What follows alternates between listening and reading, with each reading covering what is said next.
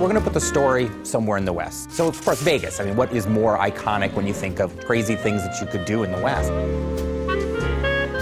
I think that was really the inspiration for the story, in a lot of ways, was looking back at the history of Vegas. We really think of it as a side story. In a lot of ways, we're revisiting stuff from the original 2 games, but it stands on its own.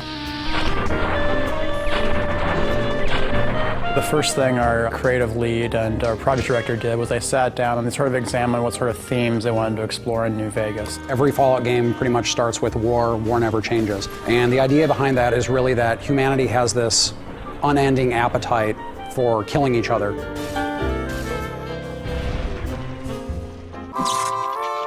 Fallout New Vegas is a post-apocalyptic role-playing game. It's set a couple of hundred years after a cataclysmic nuclear war between the US and China, and it takes place at a time when the city of New Vegas is actually being rebuilt. Fallout 3 starts with you being born, and you're a baby, and you go through your young adulthood until you leave the vault.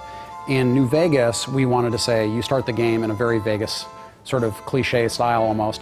You are shot in the head and dropped in a shallow grave, so it starts with essentially your would-be death. After you're shot and left for dead in the grave, you know, you might have some desire to go see what the whole murdering business was about and why he wanted you dead in the first place. In the course of trying to resolve that one conflict, you get pulled into larger events. So in this case, you're trying to find the people that killed you and what they were trying to get from you. In this case, it was a package you were carrying.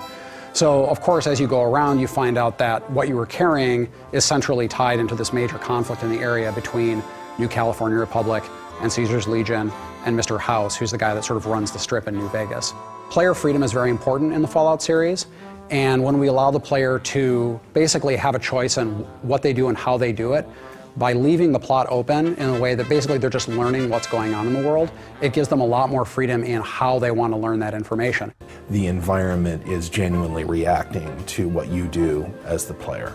You have a pretty extraordinary amount of control over the outcome of the game.